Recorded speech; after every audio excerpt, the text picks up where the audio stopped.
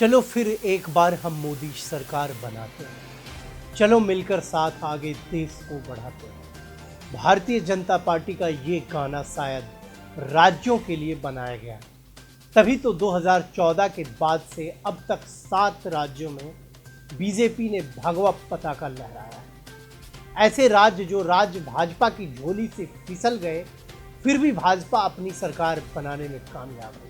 इसके पीछे भाजपा के चाणक्य कहे जाने वाले केंद्रीय गृह मंत्री अमित शाह की बुद्धि हो या भारत के प्रधानमंत्री नरेंद्र दामोदर दास मोदी की रणनीति, चाहे कुछ भी हो, मगर उनके ये दाव बिल्कुल सटीक बैठते हैं। 2014 के आम चुनाव के बाद से भाजपा ने यह साबित कर दिया कि मोदी है तो मुमकिन है। इंदिरा गांधी की हत्या के बाद हुए आम चुनाव के बाद से ऐसा कभी नहीं हुआ था कि कोई पार्टी अपने बलबूते इतनी सीटें लाए कि अकेले सरकार बना ले। लेकिन फिर आया 2014 का आम चुनाव, जिसने इतिहास बदल दिया और सारे रिकॉर्ड तोड़ दिए। इस सरकार के दो धुरंधर पीएम मोदी और गृह मंत्री अमित भाई शाह ने अपनी करिश्माई राजनीति का वो बेहतरीन नमूना पेश किया कि 7 राज्यों को विपक्षी दलों से छीनकर यहाँ कमल खिला दिए।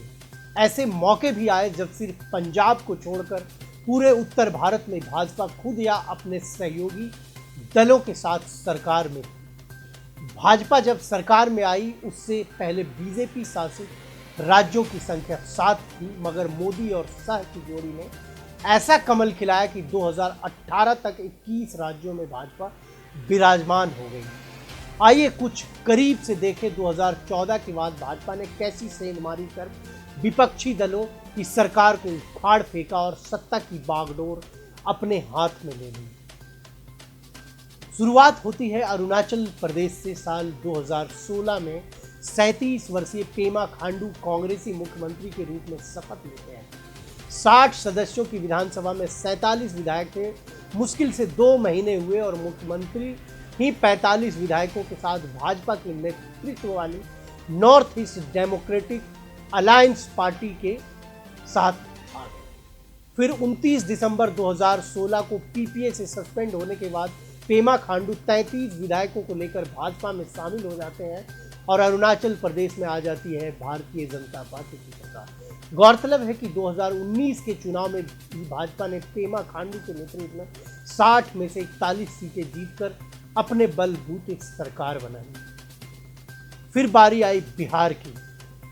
2015 बिहार चुनाव में जदयू, कांग्रेस और आरजेडी के गठबंधन ने मिलकर भाजपा को हराया था, लेकिन यह तिकड़ी ज्यादा दिन नहीं चली। डिप्टी सीएम और आरजेडी के नेता तेजस्वी यादव पर भ्रष्टाचार के आरोप लगे, जिसे बहाना लेकर बिहार में जदयू जो 71 सीटों पर थी, 53 सीटों वाली भाजपा के साथ जा मिली और रामविलास पासवान के 2 विधायक को भी मिलाकर भाजपा समर्थित सरकार बिहार में स्थापित कर दी गई। गोवा विधानसभा काफी दिलचस्प था। 40 सीटों में कांग्रेस को 17 सीटें मिली थी, भाजपा को 13। कयास यही लगाए जा रहे थे कि भले बहुमत किसी को नहीं थी, मगर ज्यादा सीटें वाली कांग्रेस सरकार बनाएगी। मगर अमित शाह के चाणक्य नीति ने मनोहर पारिकर को गोवा का मुख्यमंत्री बना दिया।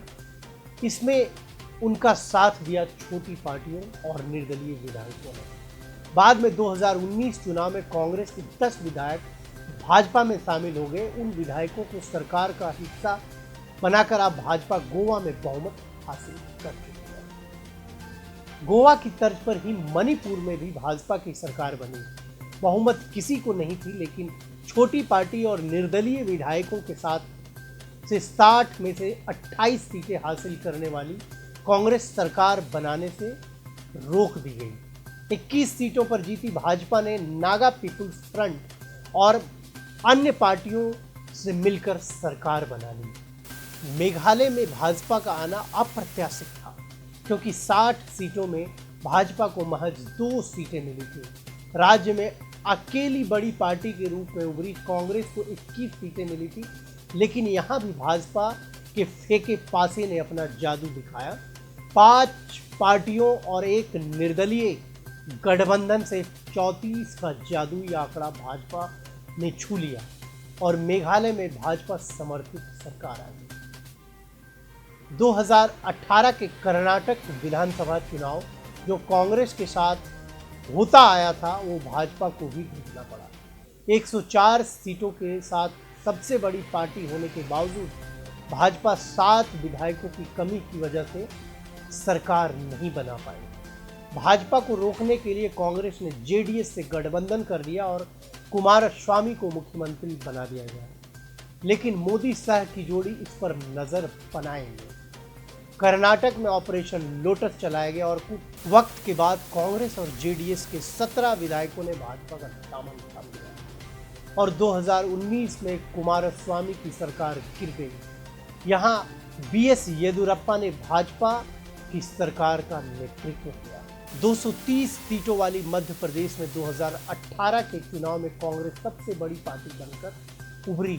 230 सीटों वाली मध्य प्रदेश में 2018 के चुनाव में कांग्रेस सबसे बड़ी पार्टी बनकर। लंबे वक्त से एमपी में मुख्यमंत्री रहे शिवराज सिंह चौहान यानी मामा जी की सरकार चली गई, लेकिन कांग्रेस के अंदरूनी खटपट का फायदा भाजपा को मिला। मध्य प्रदेश में बड़े कांग्रेसी नेता ज्योतिरादित्य सिंधिया 22 विधायकों संग भाजपा में शामिल हो गए और मध्य प्रदेश में मामा जी की सरकार फिर से लौट आई। ज्योतिरादित्य सिंधिया की ही तर्ज पर राजस्थान में भी कांग्रेस के युवा नेता सचिन पायलट ने भी खुद को पार्टी और सत्ता से किनारा कर दिया है। ऐसे में ये देखना काफी दिलचस्प होगा कि उनका अगला कदम क्या होता है। माना जा रहा है कि मोदी शाह की जोड़ी उन पर भी नजर बनाए हुए है। हालांकि पायलट ने साफ शब्दों में भाजपा में जाने से अभी तक इनकार किया है, लेकिन राजनीति में कब क्या हो जाए यह कहना आसान नहीं है। चकाचक एक्सप्रेस के लिए मेरे साथी शिवेंद्र ने यह रिपोर्ट तैयार की थी। सत्य सटीक खबरों के लिए आप जुड़े रहे चकाचक एक्सप्रेस से। धन्यवाद।